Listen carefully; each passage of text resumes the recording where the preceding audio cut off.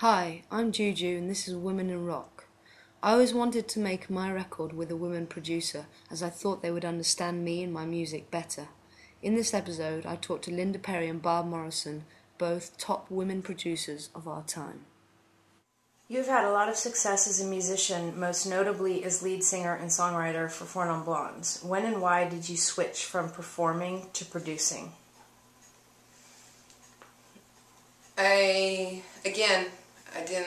That wasn't a choice. It just kind of happened. I didn't sit there and go, oh, I'm going to become a producer. It's just my career has been based on a bunch of gut decisions. My career is based on my instinct. So wherever my instinct wants to go, that's where I follow. So I don't really know like right now, I don't know where I'm going to be 5 years from now. I'll always be in music. I just don't know what curtain I'll be behind or in front of. Barb, you've had a lot of success as a musician, most notably in Gutter Boy and Itchy Trigger Finger, and also as a producer, producing artists such as Rufus Wainwright and Blondie. When and why did you switch from performing to producing? Why did I switch from performing to producing?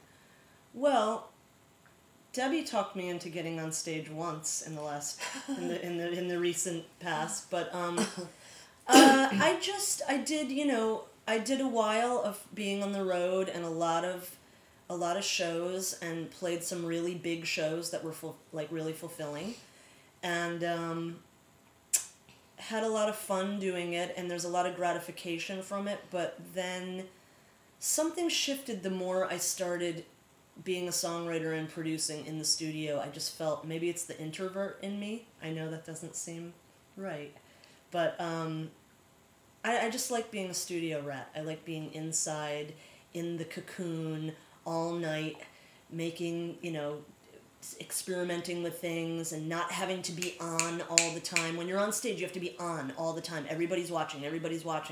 In the studio, you can do it with your pants off. There aren't as many female producers as there are male producers. Why do you think this is? Do you think there should be more support for women who want to get into producing?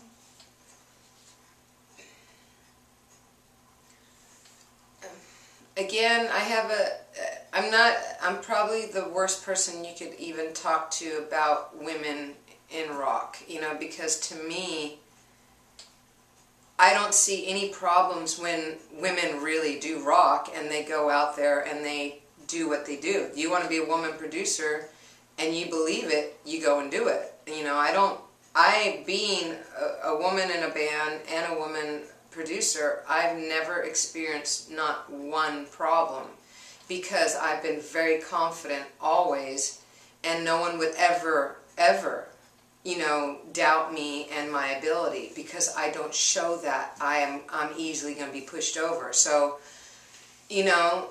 are there more available, could it be more supportive? Sure. But, you know what I mean? Just go and do it. I don't understand the whole women in rock thing, to be quite honest. There's not men that rock. It's just great artists that are being great artists. I think there should be more support for women that want to get into producing, and I don't really know why there aren't. I really don't know the answer to that, but there are a handful of awesome female producers. Sheryl Crow's awesome, Linda Perry's awesome, Missy Elliott is awesome. Can I interject something here? Yeah. I think a lot of female artists, that are in control of their lives and their artistry to at a certain level in their careers, contribute a lot to their own production.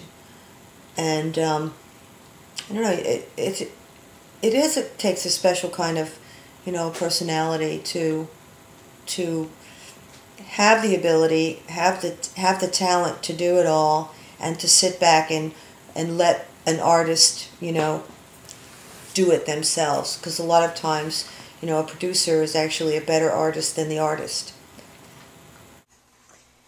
You work with predominantly female artists. Is there a reason for that? Because these women want to rock. I work with female artists that want to rock, and they don't know how to on their own, so they come to me to give them that. In part 4, I'll be wrapping up my interviews with Linda Perry, Debbie Harry and Barb Morrison and talking about their view on the state of women in rock and roll.